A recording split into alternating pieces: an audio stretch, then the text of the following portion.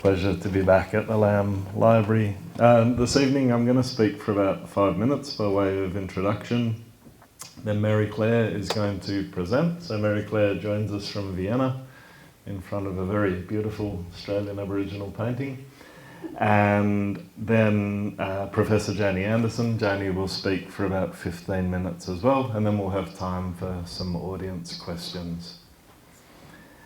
I came to the subject of the Dunera by way of Ken Inglis, the great Australian historian. And Ken came to his interest in the Dunera by way of Queen's College at the University of Melbourne, where he lived and studied as a young man. It was 1947 when Ken Inglis left home for the University of Melbourne. He had earned himself 2 scholarships. One subsidised a Bachelor of Arts and the other covered meals and board at Queen's. For a callow 17-year-old, and callow was Ken's word, not mine, for a callow 17-year-old from Preston in the northern suburbs of Melbourne, Queen's was a thrilling new world. Under Dr. Leonhard Johnson, master of the college from 1934, Queen's had become the most diverse and international of the university's colleges, a home to staff and students from beyond Melbourne and Methodism.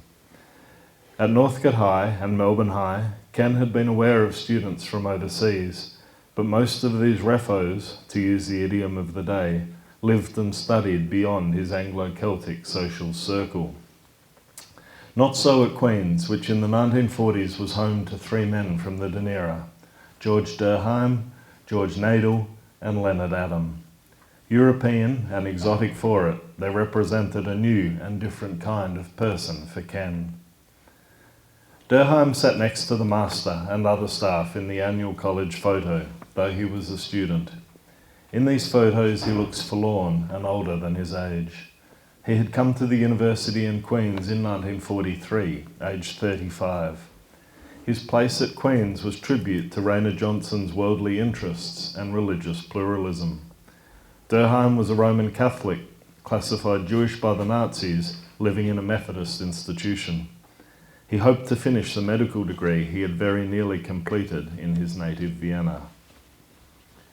George Nadel was born in Vienna in 1923. Ken remembered Nadel as intellectually brilliant. Nadel achieved first-class honours in history in 1948, a golden year in a golden age for Melbourne history, then decamped to Harvard. He founded the scholarly journal History and Theory, published to this day. Isaiah Berlin and Raymond Aron were among its first contributors.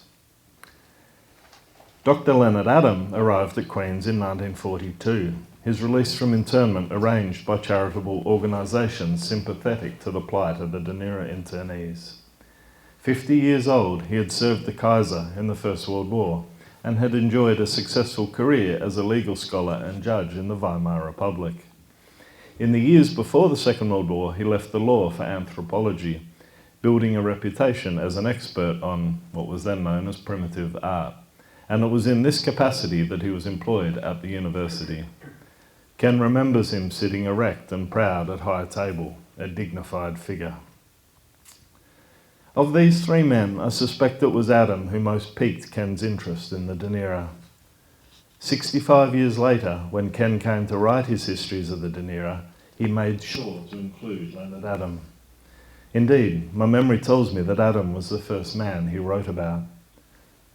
This scholarly endeavour led Ken to a friendship with Mary Claire, Leonhard's daughter, and one of our guests tonight.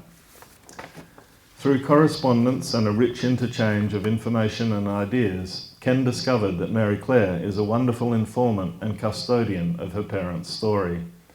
And I use custodian in a positive sense, for Mary Claire shares, she never keeps. Anyone who meets Mary Claire learns quickly of her generosity. I am thrilled that she and Professor Janie Anderson, another warm and encouraging scholar, join us tonight. Professor Anderson is an internationally famous art historian, so we are in esteemed company. Don't be silly. That's not being silly. She's very famous and very lovely. Over to you, Mary Claire. Welcome. Mary Claire, before you start talking, can you see well enough? Do you want us to move you, the camera, so you can see better, or are you okay? I can see okay, but the sound isn't so clear where I am. Okay. I don't know if you can bring up the sound to my particular camera somehow. I'm not sure about that. I thought, I'm And not sure. We can hear you very can you clearly, hear Mary me Claire. clearly though? Yes, you're very clear to us.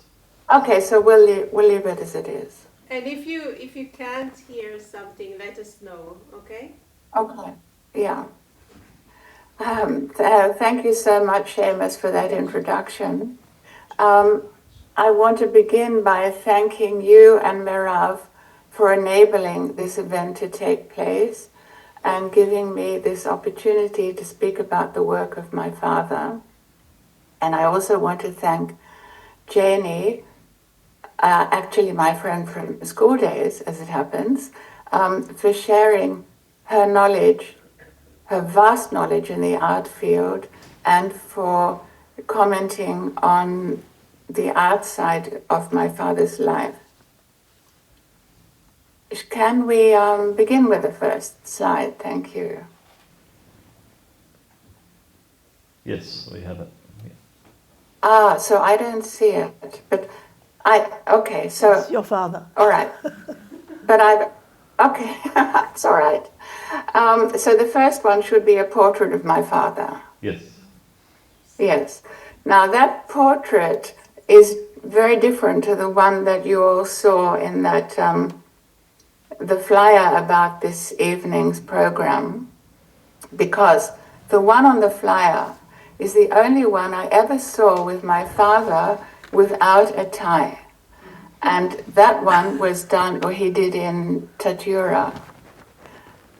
And he just looks completely different from this particular one that you can see, which is only 2 years after the first one. But he was already, this was in late 1942, he was already living at Queen's College when he painted that particular one. Can we have the next one, please? Yes. You'll have to tell me when it's on there because It's I on don't now. see it. It's on. Sierra Leone. Okay. So this is an extremely interesting painting. I think it's the only known one done on board the Dunera. And it is the coast of Sierra Leone as the Dunera proceeded down that coast of West Africa. And for me, it's terribly interesting because it shows that my father was able to smuggle onto the ship some watercolors and some paper for painting. Because, as you probably all know, the ghastly story of when the internees were put on the ship, how they were robbed of almost everything they had, and certainly all the things most precious to them. Yet somehow he managed to get these watercolors onto the ship. So this is a very rare painting, which I have here in Vienna with me, as a matter of fact. The next one, please. Yes, it's up. Okay, the next one is the quarry at Waranga Basin. Very often, several times a week, the internees were taken out on a truck to the Waranga Basin quarry to quarry for stones and bring stones back to the internment camp. And they used those stones for building various things in the camp, such as the monument to the victims of the Arandora Star. The Arandora Star was a ship that had left Liverpool just before the Dunera, and it was torpedoed and sunk, and many, many people drowned. But quite a number of people were rescued and taken back to Liverpool and put on the Dunera, although they were told they were never going to be put on another ship. But so a few days later, back on the Dunera. Now, in Tatura camp, the internees went to Waranga Basin quarry. They took the stones and they built a wonderful memorial. In this painting, you see just a corner at the top left-hand corner, the stones. That's the bottom of the memorial. I actually gave to Jura Museum the original painting where you see the entire memorial. But I thought this was rather lovely with the hollyhock to show you. Also, incidentally, I was at an exhibition in Vienna called Vienna 1900 a few years ago, and Kokoschka painted an incredible painting which he entitled The Sinking of the Arandora Star. And you see the ship sinking. Extremely powerful. Would be good to try and get a copy of that somehow. The next one, please. The next one, you see physical education. So every morning the internees had to do some sort of physical training with a trainer, of course. So the next three are all of the physical training. The first two are around about 10 in the morning. And then the third one is very early in the morning with a different light. Just gives you an idea of life in the camp. The next one, actually the next one and the next one are the same scene but at different times of the day. Now, my father was absolutely horrified that people could wantonly, he used the word murder, trees, ring barking the trees. He just couldn't believe it because he told me that every tree has a spirit, has a soul, is like a person really. So that those people killed those trees on purpose, and he just couldn't get over it. And he did these two very beautiful paintings of the same scene, especially the next one, the one in the evening, I think, with the evening light is very beautiful. And then we come to where I grew up in Brighton in Melbourne, and we had a lovely house in Bay Street very close to the sea, and this is a view of the back garden, and he planted all those little shrubs, and he planted many, many trees there, and the gate behind is the gate to our vegetable garden, which was also a large plot, and he planted lots of vegetables, and he really enjoyed working in the garden. That was his greatest relaxation. The next one shows the house itself, and in the front you can see, well, at the back of the house, in the foreground you see a merry-go-round. So that merry-go-round was hired by my parents for my 4th birthday party. And I do believe that Paulette Bancroft, who's in the audience, was most likely at this party because we've known each other since we were 4 years old. Anyway, I just wanted to show you that because I think it's rather a lovely painting and very personal. And the next one is of our country cottage at Kalorama in the Dandenongs. He loved to go there. He loved the trees there, and he loved painting there, both of the house and the view from the house, which was quite extraordinary. And the next images are of some of his books, written in German, his early publications.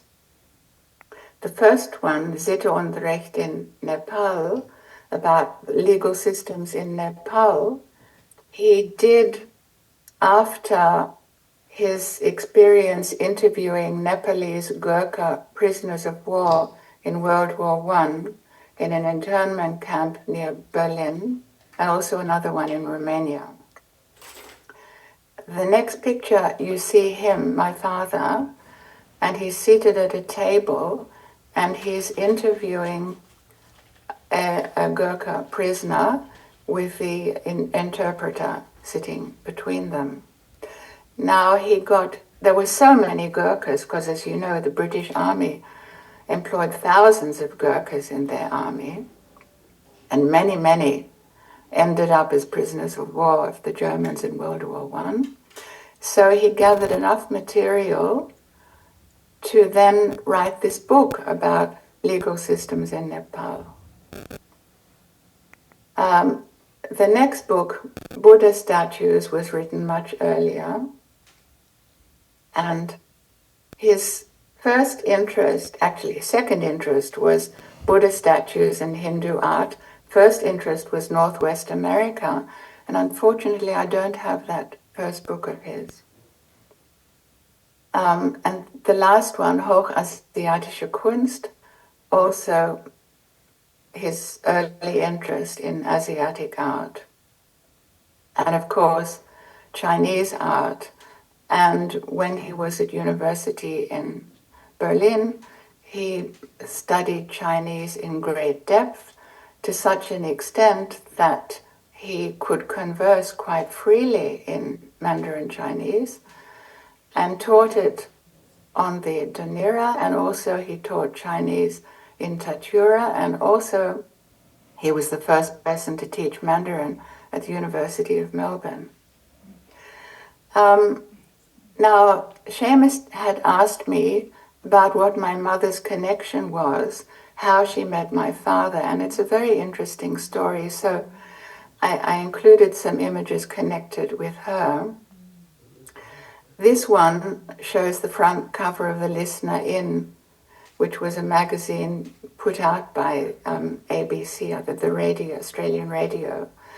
So my mother was a pianist, and she'd studied with Arthur Schnabel and Wilhelm Backhaus in Germany and Italy and Switzerland.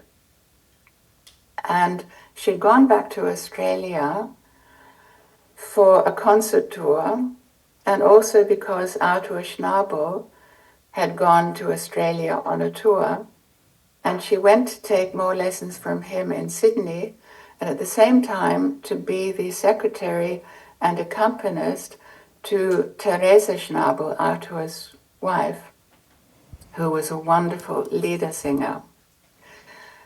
So there was that side to my mother. Her sister, Helen Bailey, who was a well-known activist on behalf of Aboriginal rights, but also on behalf of general rights for many, many people, she founded the Refugee Internese Welfare Association, and my mother was the secretary of that association. As such, she had a permit to go into the internment camps. So she went into the internment camps, all of them, and she asked the internees what materials they might need to make life easier, and especially the ones who were teaching at the camp university in Tatura. She wanted to know whether she could help by getting materials, which she did. And my father, there are some letters, my father sending her a list of books he needed for his teaching, which she got. And then she'd always been interested, actually, in tribal art. Very interesting.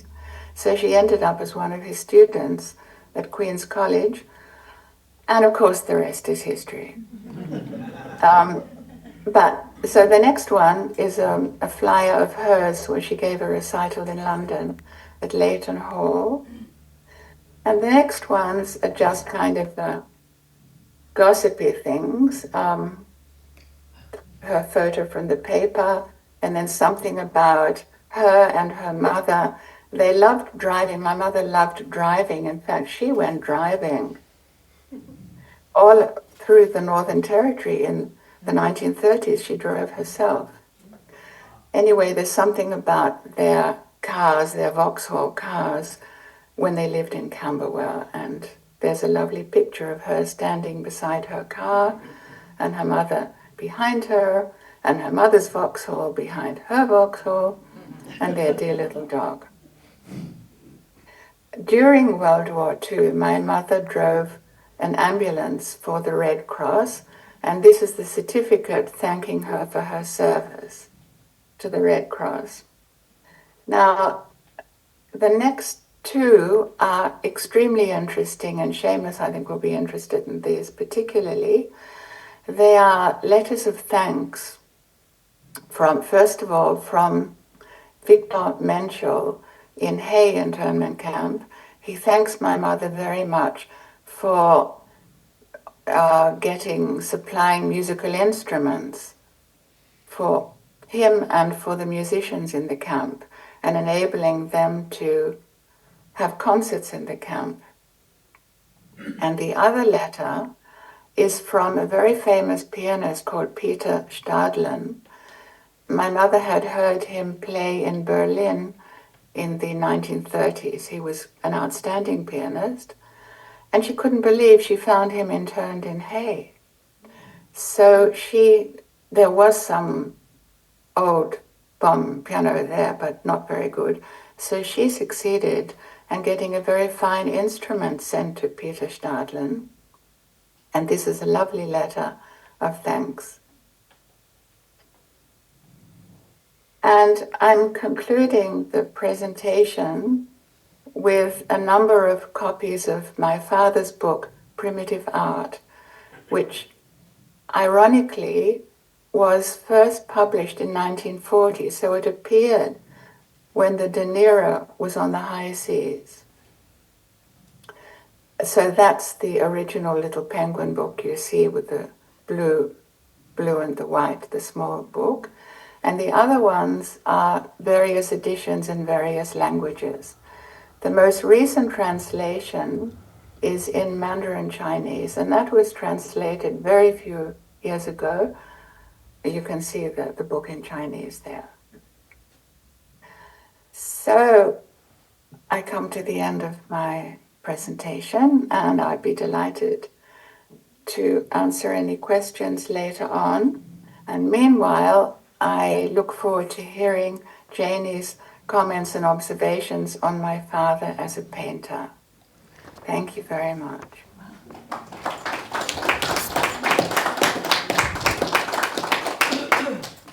Thank you, Mary Claire. And just before I hand over to Janie, I think one thing that you would have gathered from what Mary Claire was saying was her father's sort of openness to the world and new cultures and ideas, and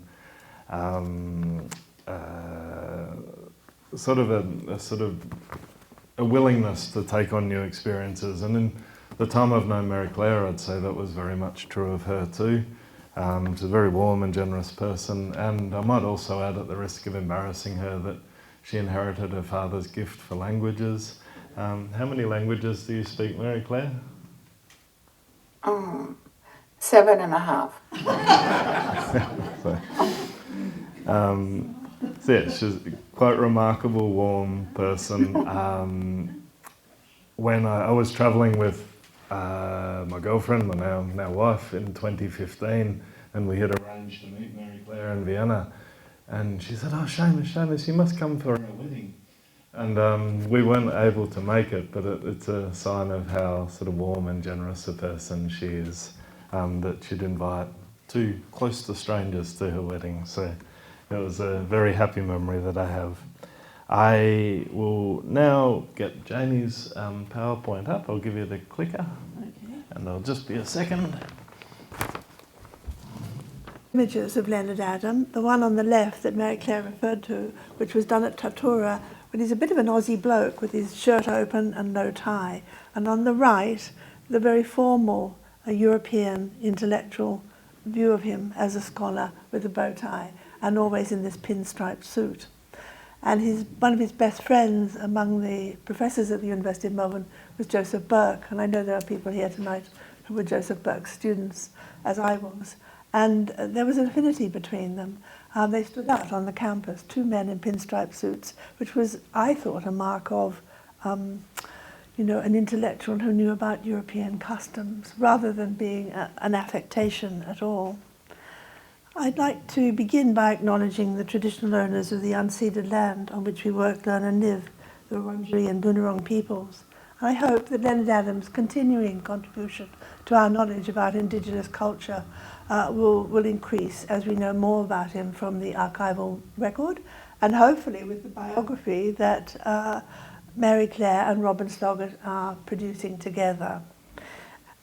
In preparation for this talk, I also read some very good articles by the combined forces of Adam and Sloggett, and they were extremely good. And also, I think we're looking at an image of the installation of the Leonhard Adam Groote Island barks, which was recently shown in this extraordinary exhibition that's just finished at the University of Melbourne, 64,000 Years of Australian Art.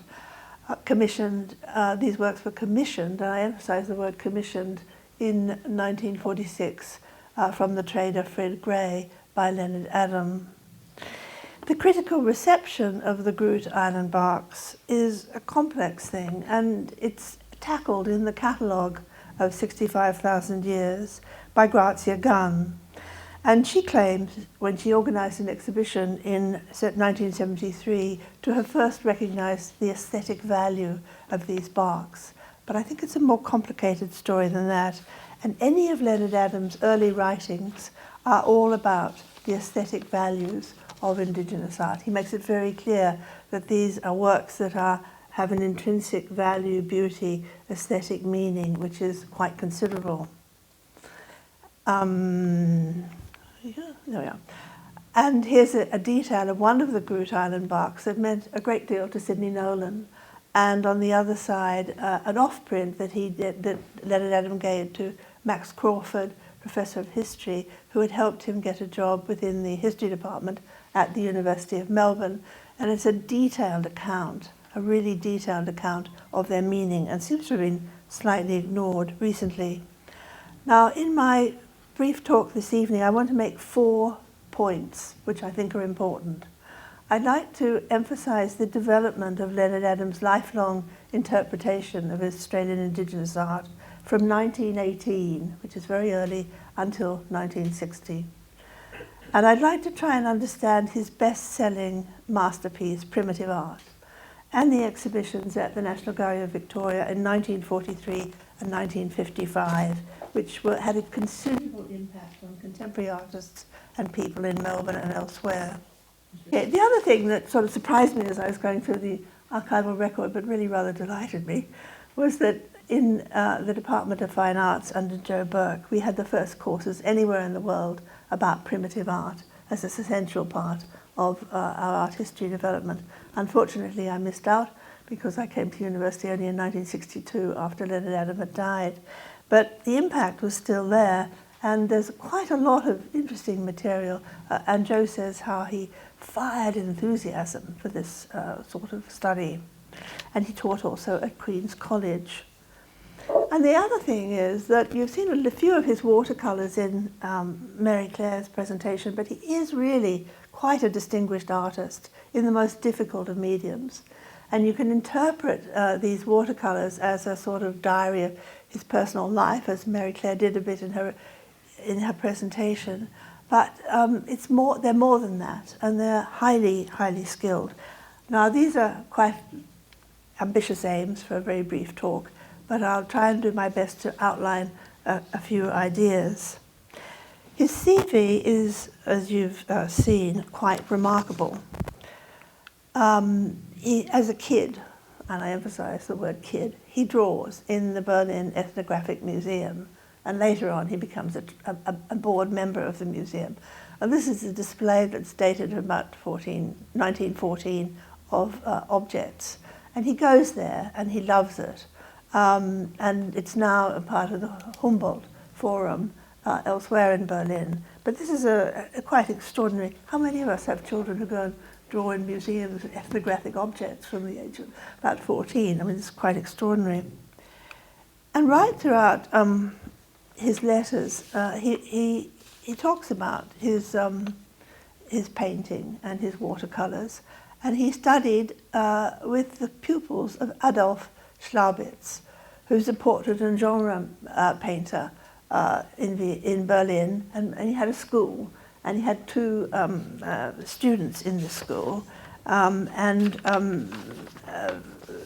Leonhard Adam studied with both of them. Now, the watercolour on the, I've used a watercolour for comparison.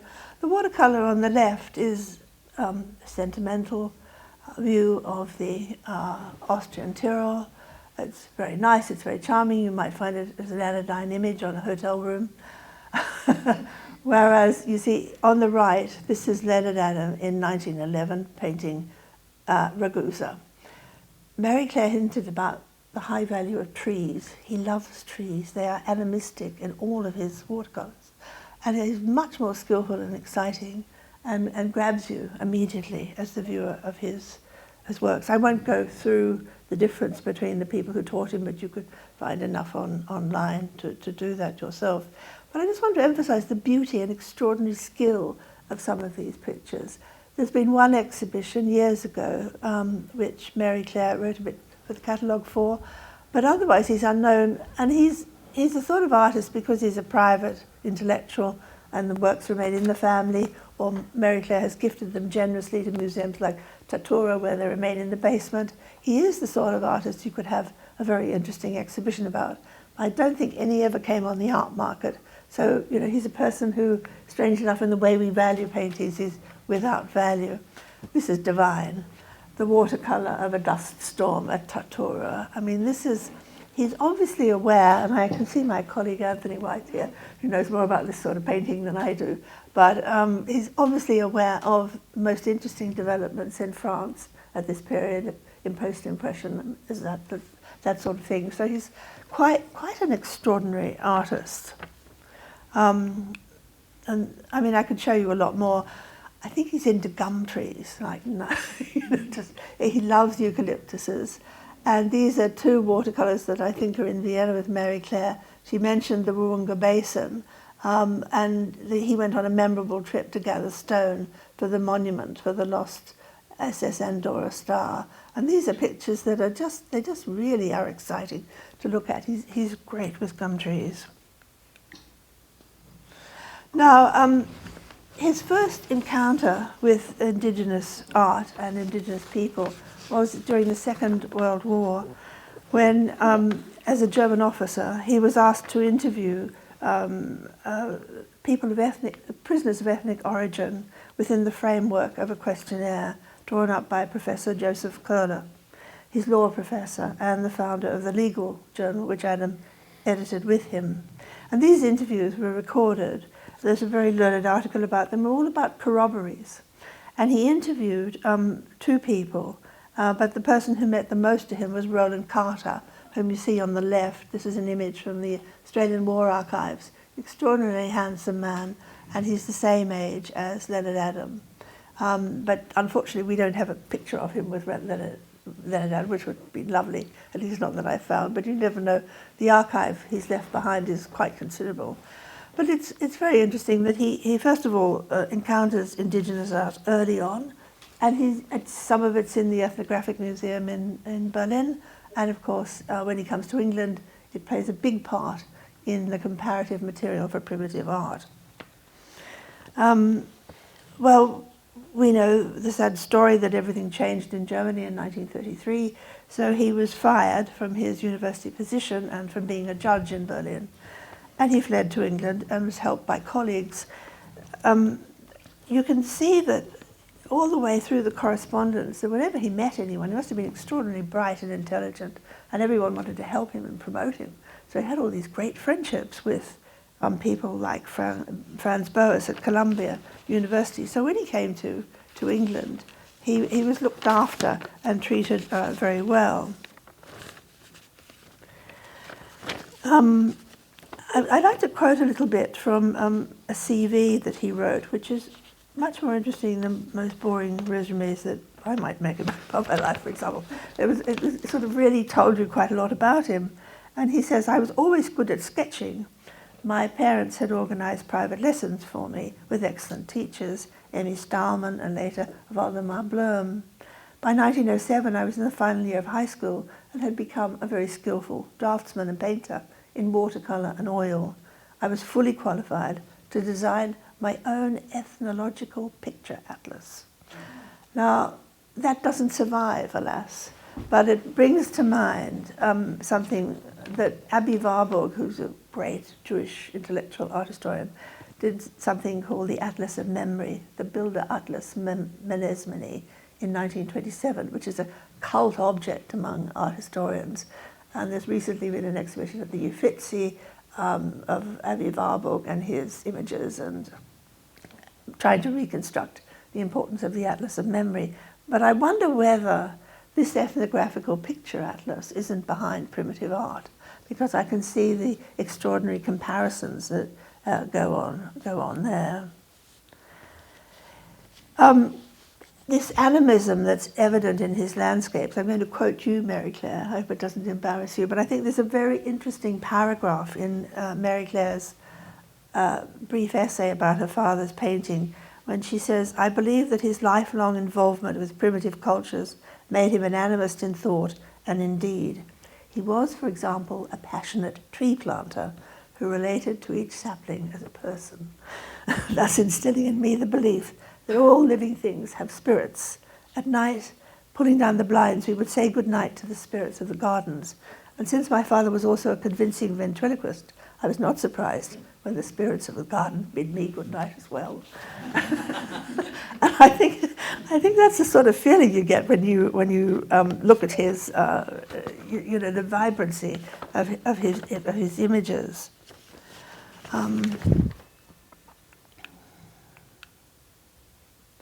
And then he was interned, it seems by accident, on the Isle of Man.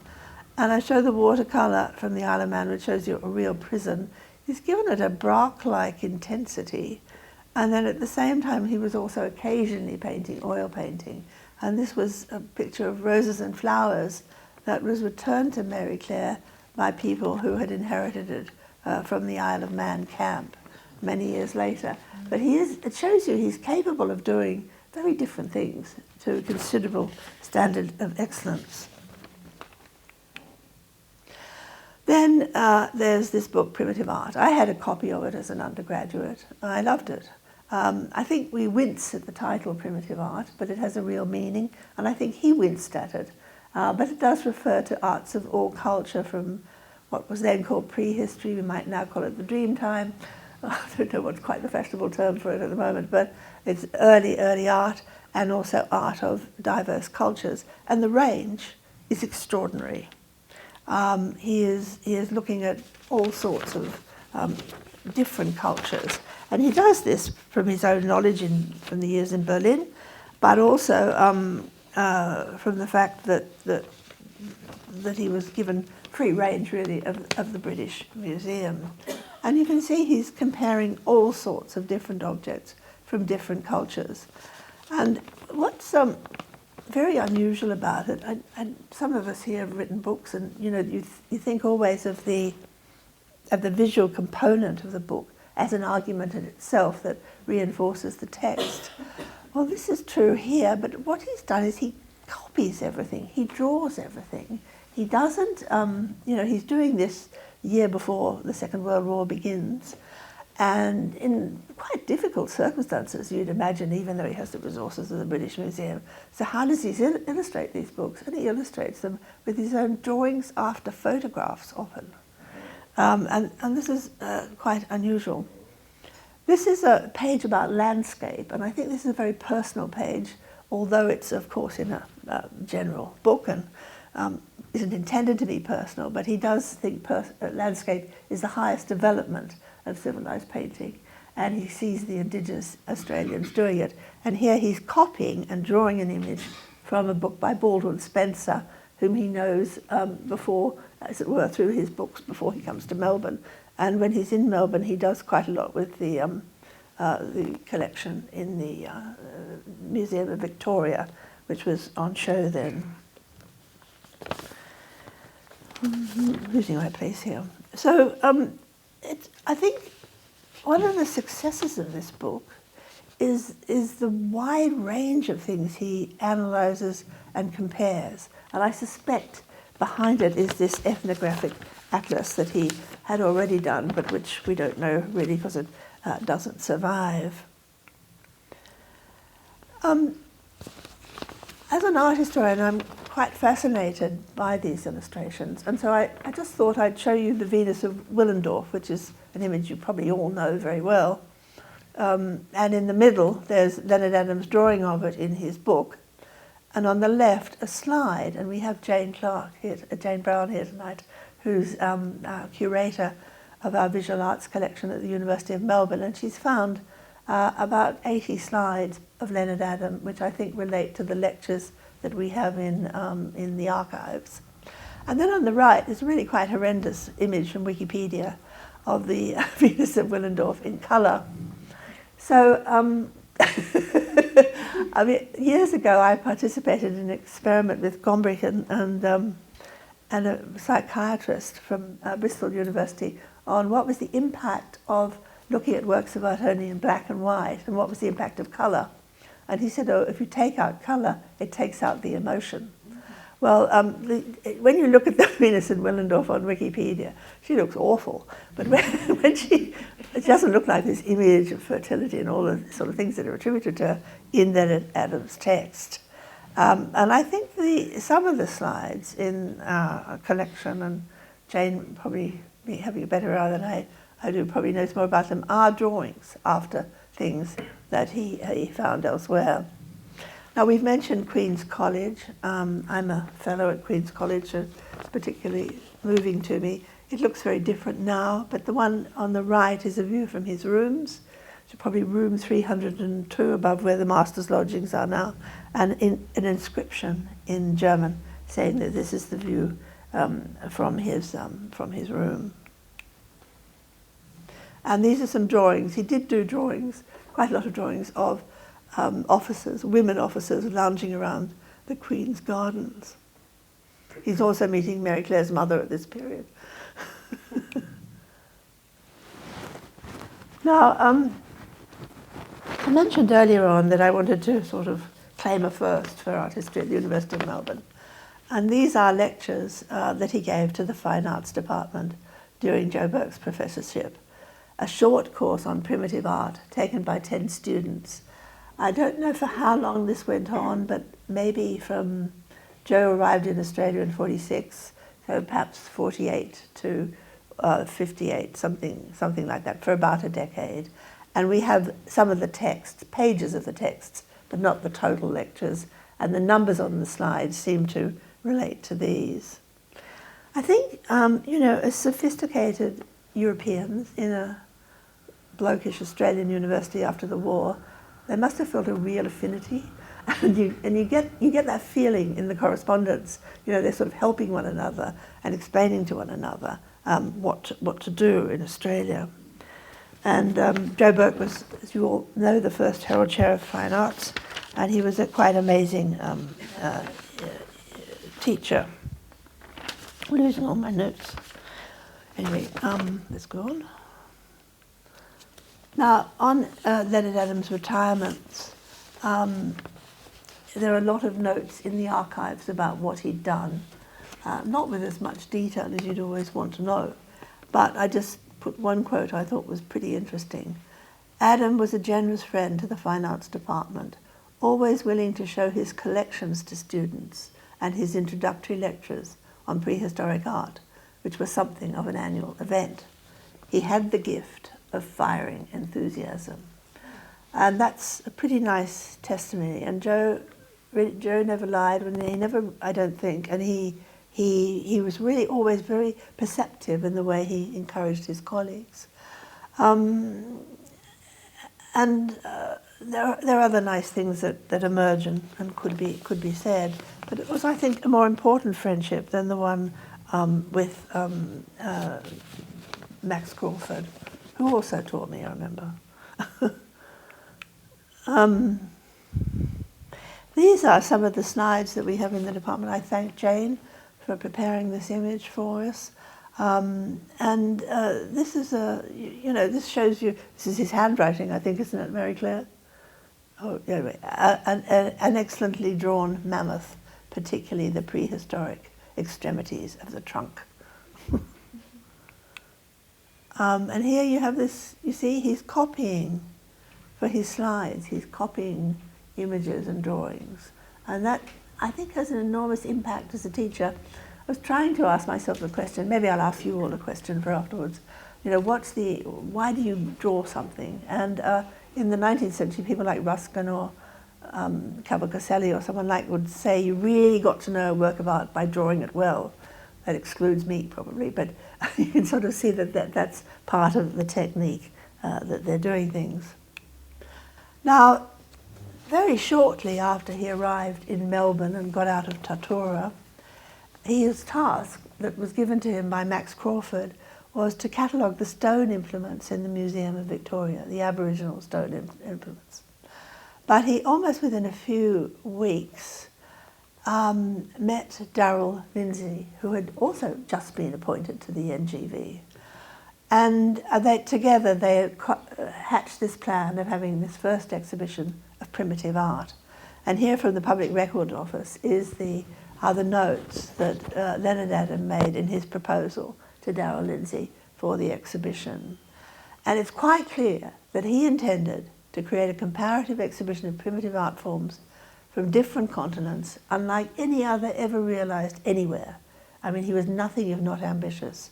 And it was unique not only to Australia, but also to the world. This is the cover of the art exhibition, primitive art exhibition. And here's Darrell Lindsay, and on the right, one of the first reviews by Elkin, who was a very distinguished archaeologist of Aboriginal stuff in Sydney. Now, it's a drawing by Adam on the cover. And in that proposal, he says at the end, if you want to have illustrations, he says, I'll lend a hand. and some of the, in this little catalogue, some of the drawings are by his hand, but there are also photographs, rather dingy and sort of not very nice looking photographs, so you can sort of see why he may have drawn everything. I've been, in preparation for this lecture, I was rather diligent and approached the Museum of Victoria and asked them if you could perhaps reconstruct the exhibition, because it's quite hard to identify what was in it, apart from the things that he drew and photographed. And they said, well, that'd be a PhD subject to do that, because it's not entirely clear what was in it. But I'm also rather interested in Sidney Nolan at the moment, and this is an unpublished letter to someone called Ronald Anderson, not a relative, and which Nolan sort of shows the impact of what this exhibition was all about. I was down last week to put some pictures in for the Contemporary Art Society annual show, and went to the gallery to see the primitive art show. Lots of good stuff there, particularly some work from New Guinea, which was new to me. Some of the carvings showing a remarkable and complex development. In fact, one of them was a strange and lovely figure, which in the usual way would have been left as a solid block, but had been cut through almost in the manner of lace, which is the first instance I have seen in which our native art has gone already past significant understanding and almost massive penetration. It's a bit hard to sort of follow, but anyway. And then this is the good line. Adam has made a good job of it. He seems the chap who can probably do something about putting our blacks on the market in a better fashion than we have able to do so far. And Nolan had not been written about very much yet, about his relationship to Indigenous art, but there's quite a lot. Now, among Leonhard Adam's many, many writings, one that has often been discussed is this article he wrote for Angry Penguins, Has Australian Aboriginal Art a Future? And it appeared in an edition of Angry Penguins, which is perhaps more famous for the Ern Malley scandal, this literary scam that happened. So in a way, the article didn't at the time receive as much attention as it might have been expected. But it's the first time the first time anyone has publicly suggested that Aboriginals should create works of art that would be in every Australian home. And it's interesting that later on there were several exhibitions at the NGV and the Museum of Victoria about Indigenous art, and David Jones, the great department store, had these extraordinary exhibitions of Indigenous work. And it's part of a trend in which Nolan was also involved. These are illustrations from Adam's article for Angry Penguins. There were no drawings. And there's in John Reed's correspondence, John Reed was also involved in all of this, he has a rather self-deceptive comment to himself about how he told Leonhard Adam what to do about Indigenous arts, which is sort of rather funny. But and he also insisted on illustrations, not drawings. So that's sort of interesting, I think. I wanted to identify the object that caught Nolan's attention. And I'm very grateful to Jade Hadfield, the curator of the First Nations peoples at the Museum of Victoria, for her help in identifying this as one of the two objects that he was very taken by. It's a ceremonial board. This is another one from the Metropolitan Museum of Art, which wasn't in the exhibition, but it just shows you the beauty of the work. And Jade apologises to you that the image isn't a better photograph, but she did it as a courtesy with a handheld iPhone, as we all work these days. And then, of course, towards the end of his life, he was working on a huge book for Pevsner on primitive arts, and it never got published. This is a drawing he did for it, an extraordinarily beautiful drawing. And when you look at the first Nolan drawing of Indigenous art, which I think is Croker Island imagery, these birds in the eyes are the names of birds in Croker Island. I wonder if Nolan didn't actually even look at Leonhard Adams' drawings. That's a question. That's it from me, but I thought you might like to see how I got to these points. There are sort of some super articles by Adam and Sloggett on Roland Carter and Leonhard Adam, the first contact that he had with Indigenous art. And there's Adam and Sloggett on history of Indigenous art in the university collections. Greg Denning, who was one of his pupils, he had quite interesting pupils who went to these lectures, who went on and did interesting things. Ken Inglis's biography, which I thought was a bit disappointing when I reread it, I don't know what to say, because he did rather take the view that Mulvaney knew all about Leonhard Adam, whereas I don't think he did. And I think Leonhard Adam was terribly popular with the art lot, but maybe not so much with the historians. And then there's Benjamin Thomas's brilliant article on Darrell Lindsay and the appreciation of Indigenous art in Australia. And he has a very good section in that article about how Leonhard Adam met Darrell Lindsay, sort of, and it's really very, very interesting about how the exhibition came about. Then there's something by myself. I gave a lecture at the Musée de Quai Branly on some material I found. Kenneth Clark, when he was in Australia, very briefly, knew Leonhard Adam, and he was a great mate of Joe Burke's. And Kenneth Clark wrote this letter to Berenson saying, the best thing in Australia is Indigenous art, but no one knows anything about it and no one studies it. And that's a sort of interesting thing to have said, I suppose. And then Mary Claire Adams' catalogue on his work as an artist, the only thing that's been published to date on him. So this is a very modest contribution from an art historian, seeing how I see things from this perspective. Thank you.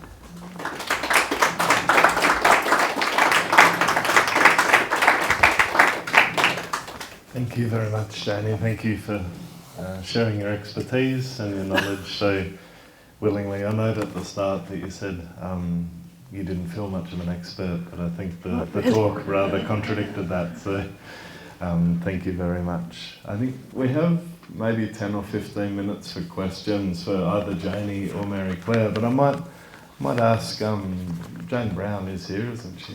She's over there. Up the back. Would you like to make some comments on the slides, Jane? I don't want to put you on the spot, but if you... take the microphone. I'm completely fascinated by that period of the Dunera. I run the Art History Library at Melbourne University, and those connections with the Dunera through Franz Philipp, of course, Leonhard Adam. And yeah, these 80 slides came to me via the Ian Potter Museum in two little black boxes with Leonhard Adam written across the top.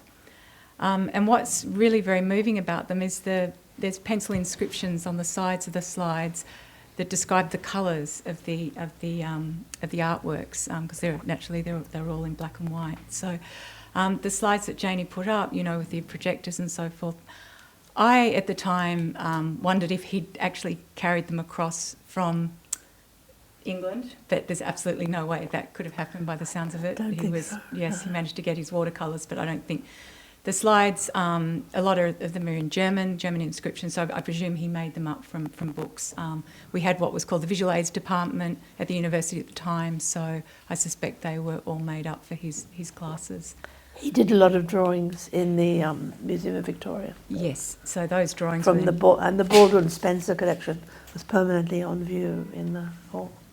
So Yes, presumably... I don't think much those- survived on the Dunera. No, which is, yeah, it's extraordinary. And that leads me, did he know Franz Philipp? Was he... I don't know about that. Yeah, But yeah. probably. He must have. He must have, They yeah, were yeah. at I mean, they were Tatura both at together, yeah, and yeah. yes, and Kitzinger too. Yeah. And the other person with my photography background, I find quite interesting that the first person who wrote the history of photography, Helmut Gernsheim, was also his name doesn't often come up.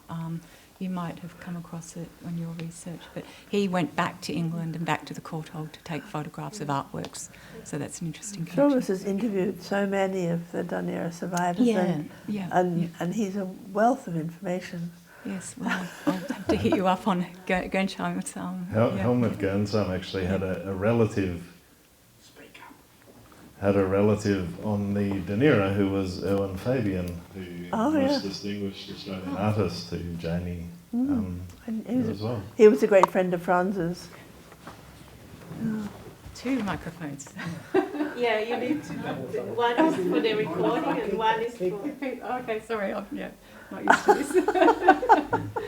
Yeah, so I don't think I can add much more, but yes, I just really want to thank you all. It's just been so enlightening, and I can now look at those slides with a bit more knowledge and understanding. Yep, thank you. Thank you, Jane. Thank you very much. Seamus, sorry. Yes. Can I quickly make a comment to Jane's comment? Of course. That my father worked very closely with Department of Visual Aids, and there was a man working in there called David Cork. Does that name ring a bell? Yes, I think he was an RAF pilot in the war, and he set up the department. I think Ben, And an RAF pilot, I believe, and he set up the department just after the war. And I think Ben Thomas has actually written a bit about him as well. Yeah, so he would have been a busy man. Some of the slides... extremely busy, very difficult to nail down, I remember.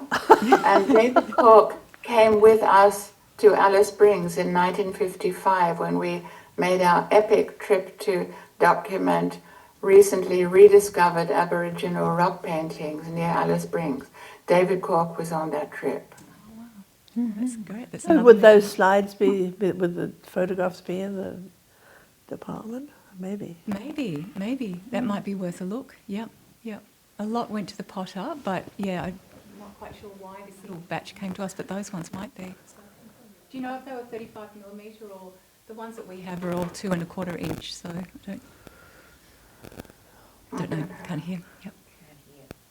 Do you know if the slides were 35mm ones or were they with a bigger glass? They would have been, I think. Yeah. Yep. Okay. I can check. Thank you, Jane. Thank you. you. I'm No, sorry for putting you on the that's spot. okay. No. Thank Thank you. Any other? Do we have questions? Leon. So Leon up the back, and then we'll come up the front. 2 microphones. Phonic sound. Nice to meet you, Mary Claire Adam. We've been in correspondence. Thank you, Jenny. I have an observation, apart from the fact that it's great to see you. 2 frustrations. One is that the exhibition at the Potter Gallery, 65,000 years of Indigenous art, states that Leonhard was a refugee from Europe, came to Australia. Well, he was an enemy alien. He was not a refugee. He was deported to Australia unwillingly as an enemy alien. And that should be corrected. It's acknowledged, but it's there. I'm sure you've observed that. It's historical untruth. The second is a frustration that I have been looking for probably a year and a half for Leonhard Adams' lecture that he gave when he was the vice rector of Collegium Tatorense, the University College in Tatura, which was on the importance of science. And it's there in the program for that event, the anniversary of the college. And you look in the Boomerang, which was the newspaper in that camp, about the events and the issues that would have been either that week or the week after or the fortnight after are missing. Now, where can we find them? I've looked at the Jewish Museum of Australia. I'm wondering whether there's any copy of it in Leonard's archives, because it's a real mystery. Do you It know? would be wonderful if it could be found, because I'm sure that they are remarkable words given on an occasion in which your father would have been, so wise and would give us a lot of wisdom about what is the importance of science. Thank you. I haven't come across them. There are some pages in the University of Melbourne archives of his lectures, but they're about art. But they're not complete. They're just fragments, which is most frustrating. Oh, is this Glenn Shee? Hello, how you going? Hi! Hi, how you doing? Hi, well, this is a man who has written a play about Leonhard Adams' encounter with Ron Carter, and he's just appeared. Yes. So you can't contradict anything I said. Never. Thank you for having me. Oh, it's very nice to see you here. And it was a play at La Mama. Correct. And many of you may have seen it. It was terrific, and I believe he's going to publish the play, and it was most memorable and interesting. Yes, Marie Claire, his daughter, is That's hello, Marie Claire. She's online Hi, from Glenn. Vienna. Well, I won't say anything about Marie Claire. Yes. I might just add, Leon, most of the Dunera men were refugees and enemy aliens, so both labels apply to most men. And that's the legal definition. Carol Bunyan, who you know, the marvellous Carol Bunyan's been through that. Not every Dunera man was a refugee, according to international law, but most were. Was Leonard? I would have to check, but I suspect so. Really? Actually, there's some documentation that he should never have been put in the Isle of Man prison. That was a mistake. And so I don't know about the terminology for this, but it was a mistake that he was sent on the Dunera. Yes. And that's quite well documented. And that's the point. Oh, okay, well. That is the point. Well, and then, of course, once he was in Tatura, this Christian organisation wrote and got him out. It had more to do with them than with the man who was Warden of Queen's at the time, according to the documentation I've seen. But I'm not a real expert on this, and we'll bow to anything you say. Oh, sorry, the lady here was first. Yeah, I just wondered. Maybe just a second. Just wondered. Because one is recording and one is. I was just wondering whether Leonhard Adams was aware of that expedition to it was Australian expedition to the In 48. To the Northern Territory. In 48, yeah. In 48, yes. He must have been. I would have thought so, but I there was mean, nothing. he was so well connected. That's right. I mean, obviously, everyone who is intelligent and knowledgeable liked him, and But it's not mentioned that he there's was. a lot of things that aren't mentioned. And That's we're just true. waiting for that biography. Because that was a very well-known expedition, and there was a lot of controversy about it, in fact. Yes, well, I mean, we don't. Leonhard Adams, as Glenn will tell you, was sort of working away at these things since 1918, and that hasn't been known about recently. But since Glen Shea's play has made it much more public, that's well known. I think the whole reception and understanding of Indigenous art is very complex, and there are a lot of bits in it, and it's sort of better if you're Indigenous to write about it, I feel. I might have felt once that I could write about it, but I think it's much better to have an Indigenous voice writing about it now. And that's understandable. Someone else had their hand up?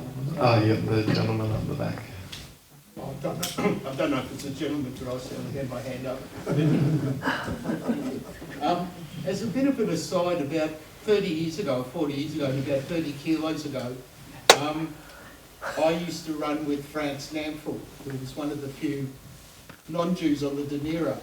He was actually competed in the 1936 Olympics, and at the beginning of the Nuremberg laws, he saw the closing of the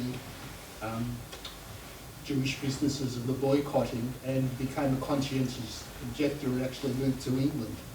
And he was actually interned as an enemy alien and came out on the Dunera, and a lot of the Jewish refugees actually used to give him their belongings on Shabbat, so that they wouldn't have to carry their watches and whatever. And so when a lot of people here would know he had a green shed behind the running track, and I ended up knowing him through my father, who was his doctor.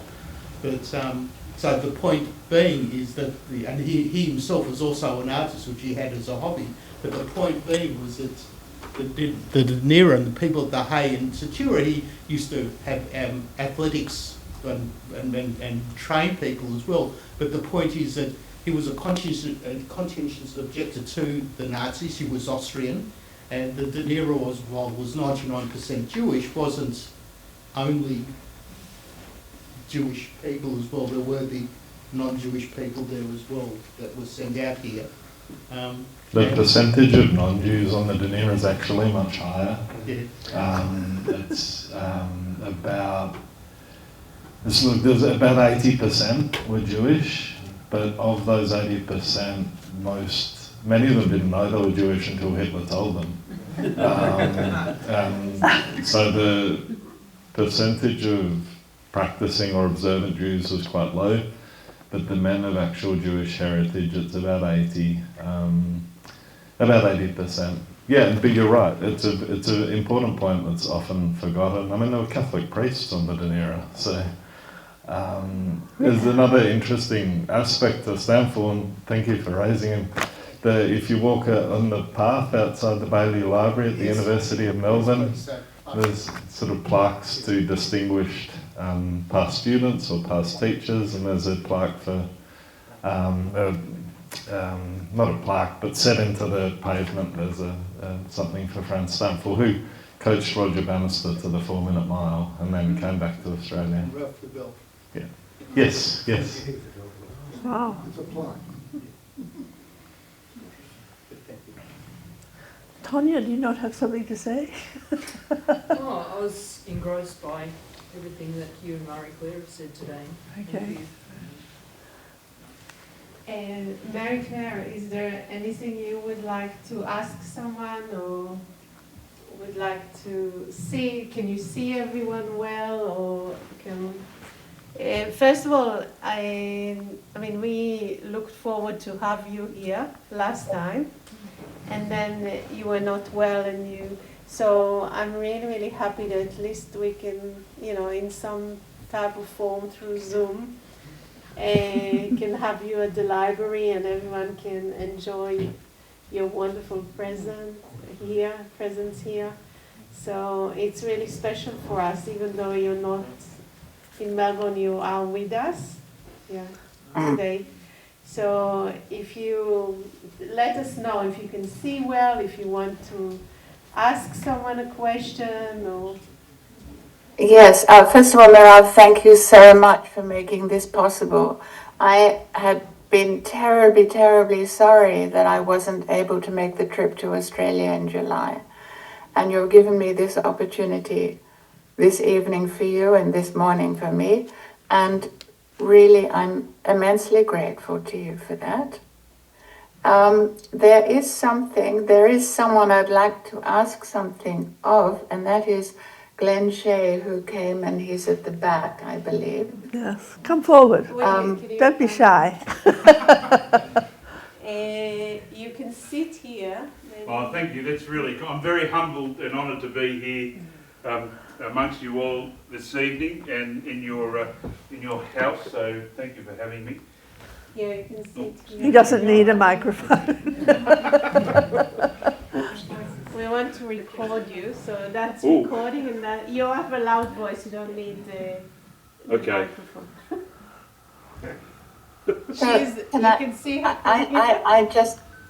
I just wanted to say that it's thanks to some detective work that I did in the University of Vienna a few years ago and discovered the article that my father had published he published it in 1923 or 1924, but it was based on his interviews with Roland Carter and to a certain extent Douglas Grant at the prisoner of war camp in Wunsdorf outside Berlin.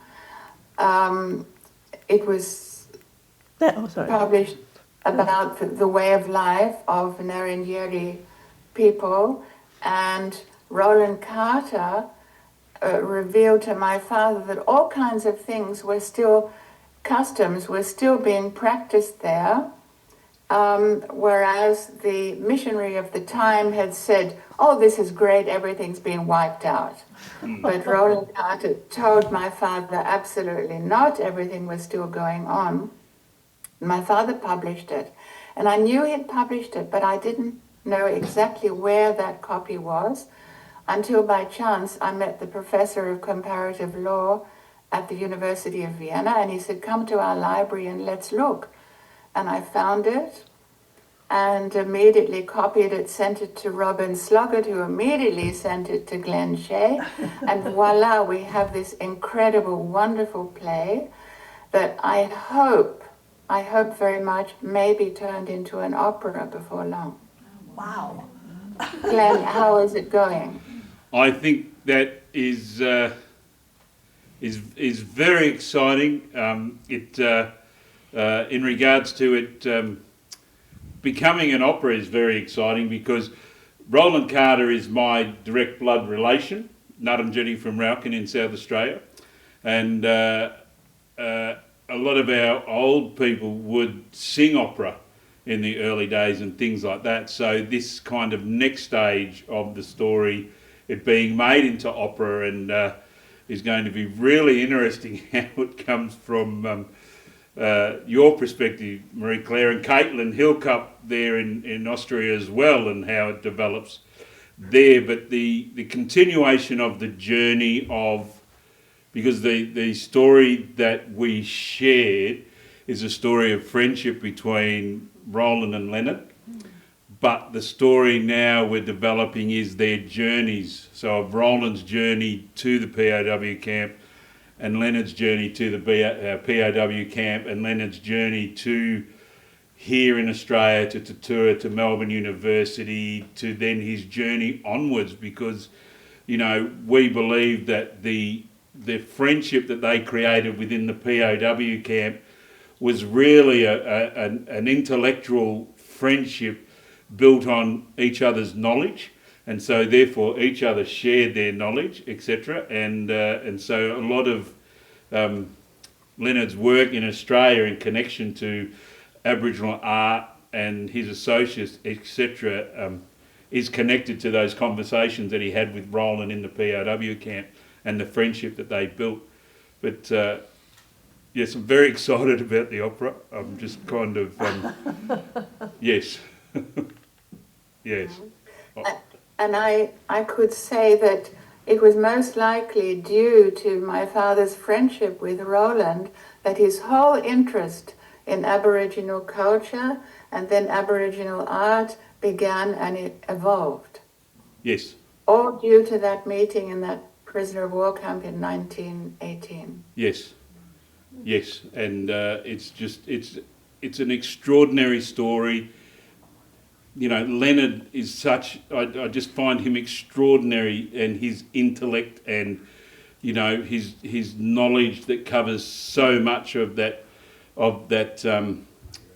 and I hope this is the right word, the Western canon of academia in all the things that he was a specialist in that regards, and how Roland in return was able to share his cultural knowledge from country at that time, which was changing policies from in regards to the churches, etc., from reserves to the missions to then the system and the government. So when he came home, it had totally changed from when he went. So very interesting. Yeah, I hope that made sense. Well, I hope it does become an opera. I was fortunate enough to see the play and it was superb. So, and I hope many of you did get to see it. So congratulations on that. Oh, thank you. So. I'd love it if you had some of Leonhard Adams' watercolours in the opera, or something about, you know, his visual stuff. Look His at watercolours are extraordinary. them, aren't they? Yes.